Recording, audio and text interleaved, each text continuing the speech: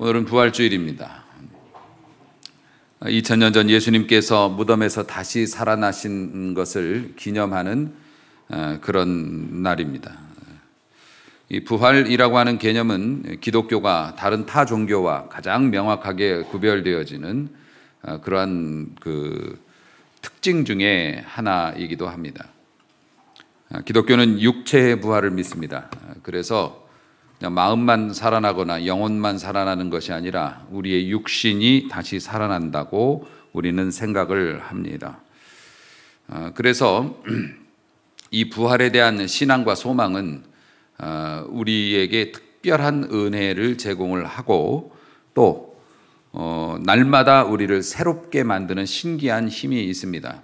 다시 말해서 기독교인으로서 기독교인의 특징을 가지고 세상을 이기면서 살아가는 사람들은 누구나 할 것 없이 부활에 대한 확실한 신앙관이 있는 사람들이라는 거죠. 반대로 이야기하면 부활에 대해서 그냥 문자적으로 알거나 그냥 남의 이야기처럼 듣거나 그러면 기독교 신앙인이 기독교 신앙생활을 온전하게 할 수 없다는 뜻이 되기도 합니다. 그래서 그리스도인을 말할 때, 기독교를 말할 때는 부활이라고 하는 걸 빼놓고 얘기할 수가 없죠.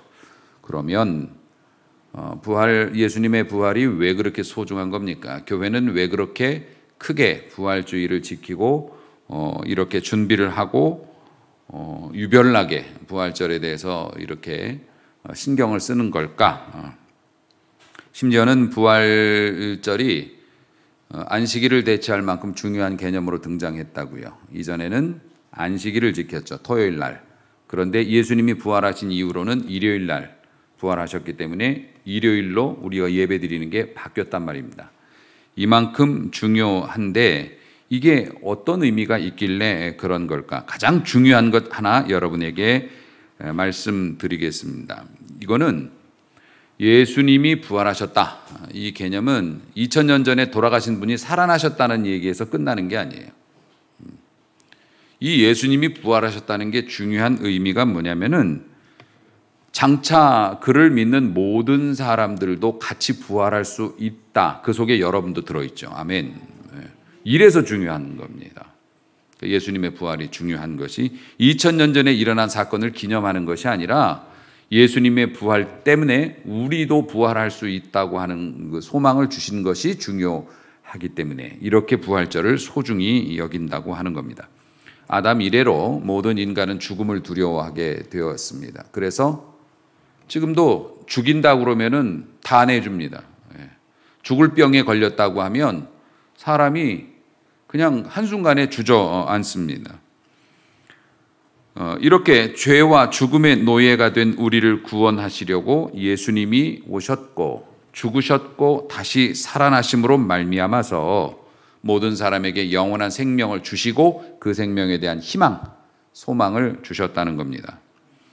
그래서 예수님의 부활로 말미암아서 그러니까 예수님이 잠자는 자들의 첫 열매라고 흔히들 얘기하는데 예수님이 첫 번째로 죽음에서 다시 살아나신 것을 보이셨고 이제는 그 열매로 말미암아 우리도 죽었지만 다시 살아나는 것이 있다는 거예요. 그것을 딱 믿으니까 어떻게 됩니까?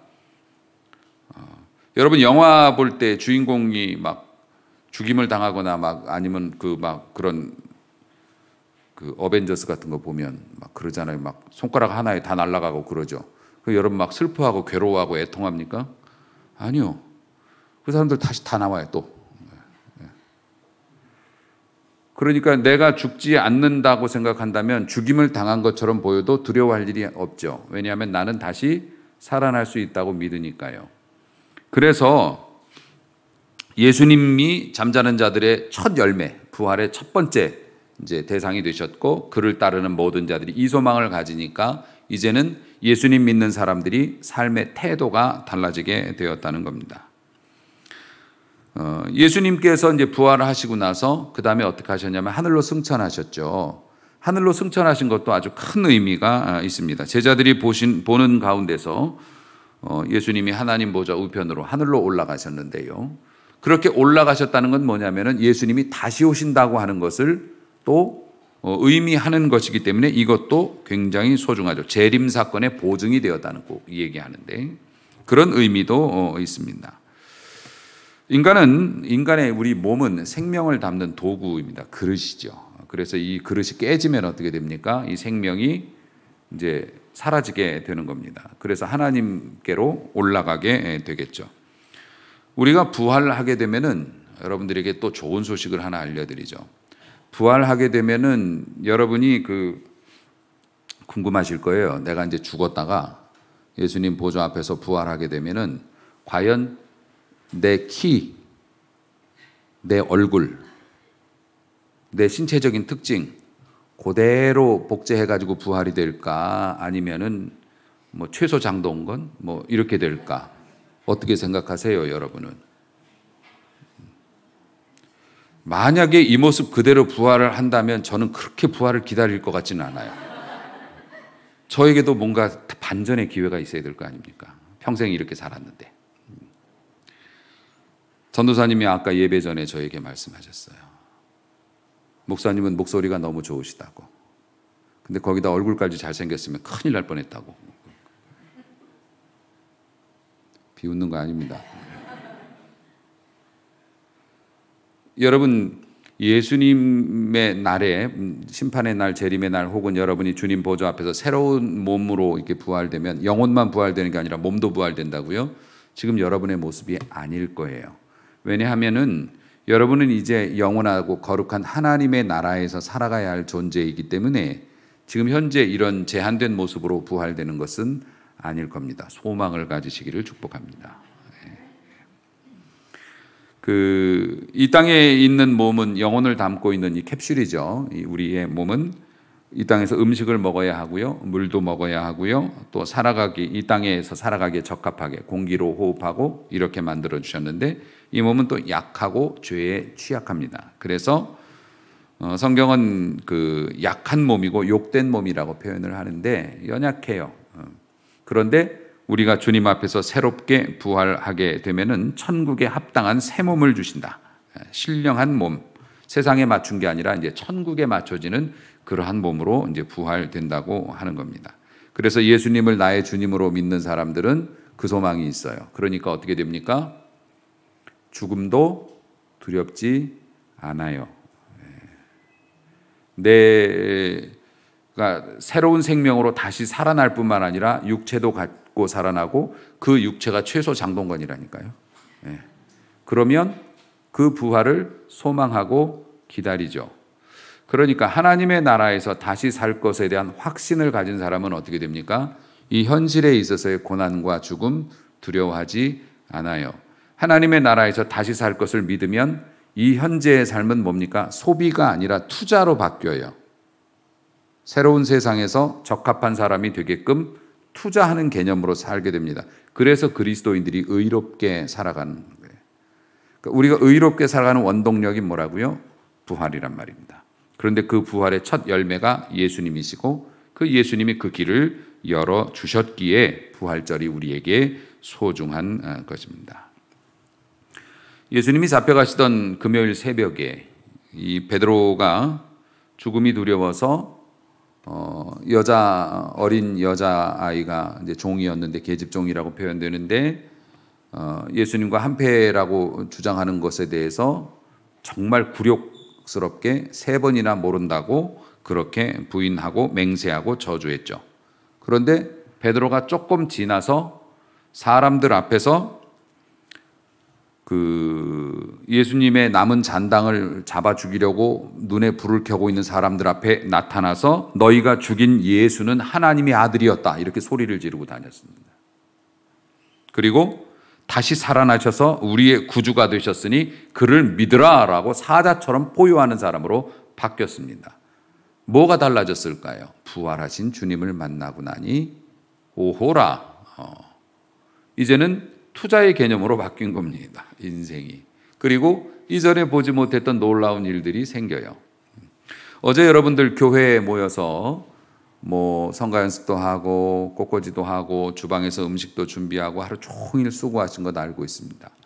제가 공교롭게도 출타할 일이 있어서 하루 종일 밖에 나갔다가 저녁 무렵에 집에 혼자 돌아왔습니다. 공교롭게도 그날은 아침도 점심도 먹지 못했고 저녁 때 와서 제가 먹을 수 있는 유일한 음식은 진라면 순한 맛이었습니다. 왜냐하면 저희 사모가 하루 종일 교회에 와서 이런저런 일들을 해야 했기 때문에 집에 저 혼자 배고픈 채로 와서 진라면을 끓여 먹으니까 이런 생각 들더라고요. 이 남편들이 아내를 교회 자꾸 못 나가게 하는 이유가 여기에 있었구나. 네. 아무래도 교회 나가는 걸 좀 줄이게 해야 되겠다. 뭐 이런 생각들. 그래서 라면을 이제 집에서 여러분들 옷 어떻게 입으세요? 뭐 저 같은 경우는 추리닝 바지 입고 편하게 뭐 후줄근한 남방 이렇게 입고 앞서 풀어 헤치고 야성미 넘치는 모습으로 진라면을 끓이는데 물이 팔팔 끓어가지고서 이제 라면을 집어넣기 직전에 제 아내에게 전화가 왔습니다. 왔는데 우리 권사님이 편찮으시다고 급히 기도를 좀 해달라고 라면 끓이고 있는데 기도를 해달라고 그래서 내 믿음의 결단을 하고 라면 불을 껐습니다. 물 끓이면서 기도하는 건 좀 그렇잖아. 그래서 일단 불을 끄고 우리 이정혜 권사님께 전화를 드렸습니다. 그리고 기도해 드릴게요 하고 기도를 하겠습니다 하고 눈을 감을 때 우리 집의 그 형편은 사라지고 하늘 보좌와 예수님의 능력과 그 보혈의 능력이 저를 감싸합니다.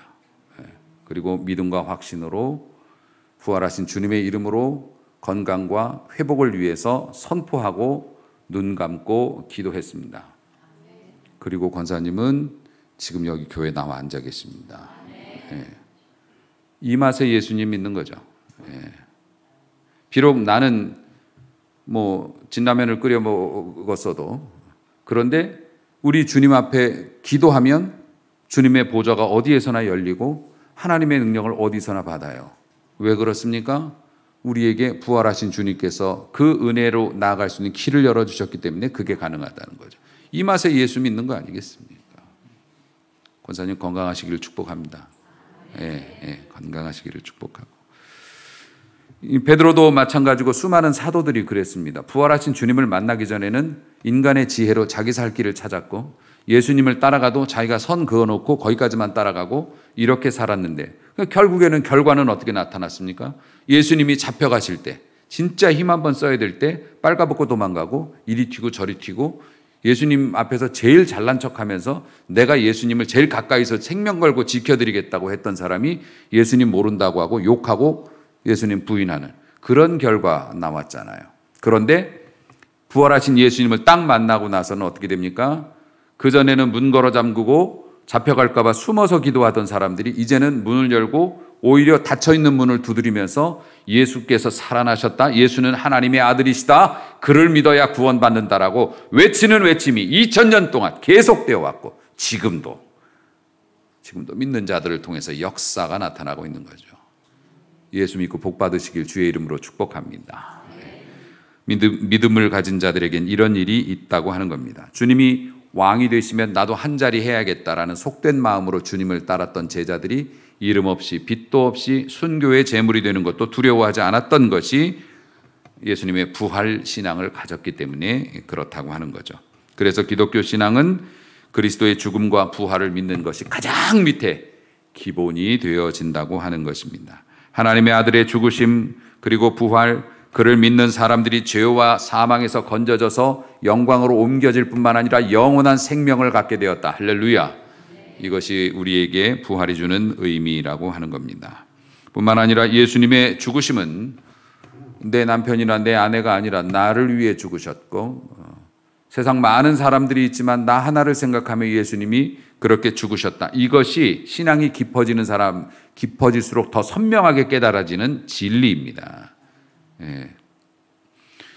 예수님을 알고 믿으면 믿을수록 그게 더 선명해져요. 예수님이 진짜 나를 위해서 죽으셨구나.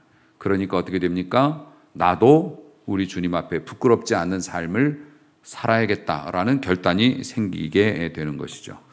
그래서 기독교 신앙의 완성, 그러니까 여러분들이 신앙생활하면서 신앙생활이 가장 완성된 모습은 뭐냐면 그리스도를 닮아가는 모습이 신앙의 완성입니다. 그러니까 예수님이 죽으시기 전까지는 이 십자가는 잔혹한 사형 도구였죠. 그런데 예수님이 죽으신 이후에는 의미가 달라졌죠. 이제는 십자가를 잔혹한 사형 도구로 보지 않습니다. 십자가는 이제는 뭐냐면 내가 외면해도 되지만 그 외면해도 누가 뭐라고 안 하지만 외면하지 않고 내 스스로 어려움을 짊어지는 거예요. 그게 십자가의 의미로 바뀌었습니다. 옛날에는 한 집안에서 십자가 형벌 받은 사람이 있다 보면 부끄럽고 수치스러운 일이었지만 이제는 누가 십자가를 진다고 얘기하면 영광스럽고 거룩한 것이 되었어요. 할렐루야. 예. 작은 십자가, 큰 십자가, 뭐 험한 십자가 있지만 어쨌든 십자가는 그런 의미로 바뀌었습니다. 이것처럼 주님께서 타인의 형벌을 등에 지고 가셨던 것처럼 나도 그렇게 살겠다고 나서는 사람들, 이게 이제 십자가를 지는 사람들이 되는 거죠. 그러면 어떻게 되냐면 내가 사는 것은 내 목숨 유지하기 위해 사는 게 아니라 죽을까 봐 두려워하며 죽음을 피해 다니는 삶이 아니라 내가 사는 날 동안 의로운 일을 하고 주님과 함께 목숨을 내놓고 주님 죽으신 것처럼 나도 그렇게 죽었으면 좋겠다 생각하면서 살아가게 되는 거죠. 이것이 뭡니까? 이전에는 잘 살려고 했어요. 그런데 믿음이 들어가면 그의 인생 목표가 어떻게 되면 잘 죽는 데 인생 목표가 생깁니다. 내가 잘 죽어야겠다. 내가 죽음을 맞이할 때까지 좋은 일 많이 해야 되겠다. 이렇게 인생 목표가 바뀌게 되죠. 여러분이 그런 분들이죠. 그래서 어떤 생각을 하냐면 저 같은 경우도 마찬가지입니다만 어차피 죽을 생명 한 번밖에 없는데 어차피 죽을 인생 이 생명 주님께 바쳐버리고 그리고 주님이 주시는 영원한 것을 얻자. 저는 어려서 그런 생각을 해서 목회자의 길로 들었었고 여러분들도 그렇게 살기를 소원합니다. 어차피 죽을 생명 이리저리 피해 다니다가 죽음과 마주쳐서 질질 끌려가는 게 아니라 오히려 더 죽음이 왔을 때 담대하게 맞이할 수 있도록 우리 주님께서 정하신 그 길을 한번 가보자. 이게 뭐예요? 부활에 대한 소망이 있는 사람만 그런 삶을 살 수 있다고 하는 거죠. 이런 사람들이 세상을 변화시키는 위대한 업적을 남기게 된다고 하는 겁니다. 사랑하는 성도 여러분, 주님께서도 말씀하셨습니다. 제 목숨을 구원코자 하면 잃을 것이요. 그리고 누구든지 나와 복음을 위하여 제 목숨을 잃으면 구원하리라. 아멘. 그러니까 사랑하는 성도 여러분, 어차피 죽을 인생, 내 생명 주님께 맡기고 믿음대로 한번 살아보시길 주의 이름으로 축복합니다. 나는 학교도 졸업했고 결혼도 했고 이제 은퇴도 했고 뭐 내가 더 할 수 있는 일이 뭘까? 무슨 그런 말씀을. 수요일 날 창세기 강해 하는데요. 이런 내용이 나옵니다. 그 야곱이 죽으면서 야곱이란다. 그 이삭이 죽으면서 야곱과 에서에게 그 축복과 저주를 내렸습니다. 아시다시피 야곱이 사기쳐가지고서 형님처럼 그 몸에 털 붙이고 들어가가지고서 아버지한테 형 받을 축복을 싹 다 받고 도망가지 않습니까? 그 에서가 와가지고 이거 다 얘기해주면 수요예배 나오시는 분이 혜택이 없는데, 오늘은 또 부활절이니까. 나중에 에서가 와가지고서 울며 불며 아버지 저놈이 저렇게 다 가져갔으면은 그래도 좀 남은 거 있으면 축복해 주세요. 그러니까 아버지가 그래 한번 기도해보자 어떻게 되나. 그리고 기도를 했는데 하나님의 영이 어떻게 기도를 이끄냐면 축복이 아닌 저주를 하게 하셨습니다. 너는 유리방황하면서 이슬을 맞으며 살 것이요. 너는 칼을 들고 설치면서 살아갈 것이요. 너는 아무리 몸부림쳐도 동생의 지배를 받고 살 것이요. 요런 얘기만 다 했어요. 근데 놀랍게도 야곱은 축복받은 대로 그 자손들이 그렇게 됐고 에서는 저주받은 대로 그 자손들이 그렇게 살았습니다. 이게 뭘 의미하는 줄 아십니까? 여러분 신앙생활 잘 하셔야 되는 이유를 말하고 있습니다. 내가 어떤 업적을 세우거나 내가 거대한 뭔가를 만들어 놓지 못했다 하더라도 내가 하나님의 약속을 품고 하나님의 약속을 내 것이라고 믿고 살면 내가 죽은 이후에 내 자식들의 운명이 바뀌어요. 할렐루야. 안 그렇습니까? 에서와 야곱을 보시라고요. 그렇게 하나님 앞에 복을 받은 대로 자손들이 복의 삶을 살았고 하나님 앞에 저주를 받은 대로 자손들이 저주의 삶을 벗어나질 못했습니다. 그렇다면 우리 조상은 뭐 말할 것도 없고 어쨌든 우리가 현재 예수님 믿었으면 잘 믿어야 돼요. 부활신앙 가지고 어차피 죽을 인생 하나님 앞에서 부끄럽지 않게 죽고 지금 이 인생을 소비하는 게 아니라 투자하는 일로 한번 써보자.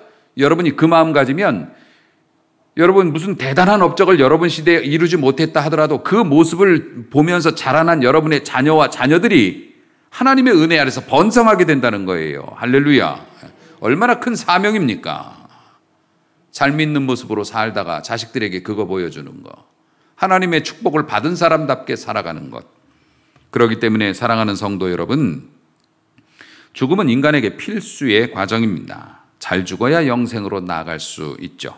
그러므로 예수 믿어 구원 얻은 성도는 내 목숨과 사는 문제에 안달할 것이 아니라 이제는 내 생명도 부활하신 주님께 맡기고 우리 주님과 닮아가려고 하는 그 노력을 최전방에 내세우신다면 여러분을 대적할 자가 없고 여러분을 불행하게 만들 것이 없고 여러분들이 눈물을 나오게 할 것이 없는 그러한 삶을 살아가게 될 줄로 믿습니다.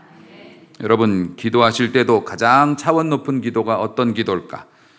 내가 기도하는 대상이 누군지도 모르고 기도하면 제일 저급한 기도예요. 그냥 들어준다니까 아무 데나 가서 막 비는 거예요.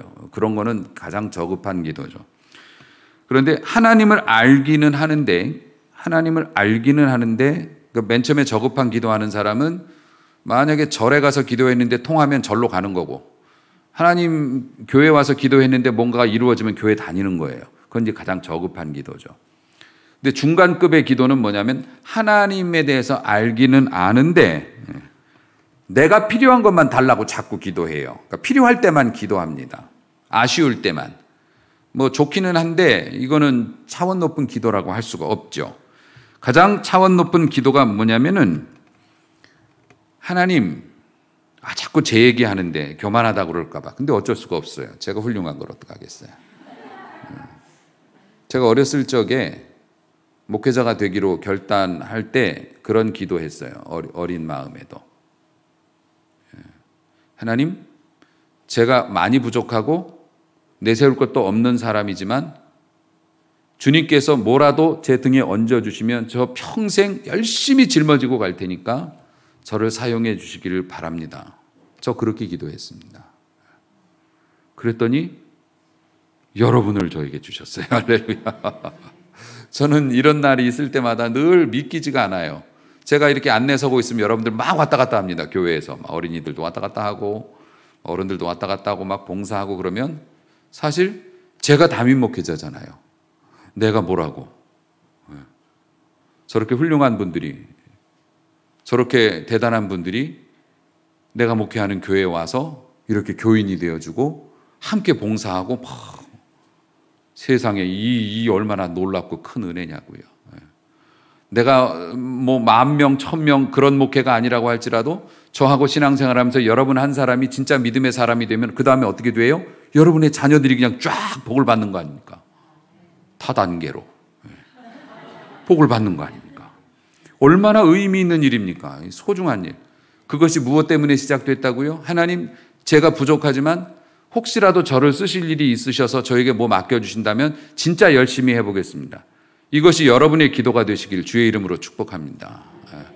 가장 고급스러운 기도는 뭐라고요? 하나님, 제가 하나님께 쓰임받고 싶으니까 뭐라도 시켜주시면 최선을 다하겠습니다. 이렇게 기도하면 어떻게 된다고요? 구하지 않은 것까지도 다 채워주십니다. 여러분이 일을 할 때 필요한 것들을 다 하나님께서 공급해 주십니다. 구차하게 이것 달라 저것 달라 하나님이 자판기도 아니고 그렇게 하지 않으셔도 됩니다. 주의 뜻을 이루는 사람이 되기를 원합니다라고 기도하시면 이런 놀라운 일이 생긴다고 하는 겁니다. 그러므로 우리가 이렇게 살 수 있는 가장 기본적인 팩트가 뭐라고요? 우리 주님께서 다시 사심으로 말미암아 우리도 다시 살 것에 대한 소망이 있기 때문에 이게 가능하다고 하는 겁니다. 그래서 이제는 우리가 그리스도의 몸으로 살아가는 은혜가 있길 주의 이름으로 축복합니다. 성경적으로도 우리는 주님의 손과 발이라고 했어요. 주님께서 원하시는 일들을 우리가 수행하는 겁니다. 우리가 터미네이터죠. 단말기란 말입니다. 그래서 주님이 명령 내리시면 우리는 수행합니다. 그리스도의 몸으로 살아가요. 죽을 생명 하나님께 맡기고 주님의 복음과 사랑을 주는 일에 생명을 바쳐 살다가 진짜 부활과 영생, 그것도 자랑스러운 부활을 맞이하는 성도가 될 수 있게 되기를 주님의 이름으로 축복합니다. 사랑하는 성도 여러분, 어려울 때마다, 힘들 때마다, 흔들릴 때마다 이 생각하십시오. 나는 다시 산다.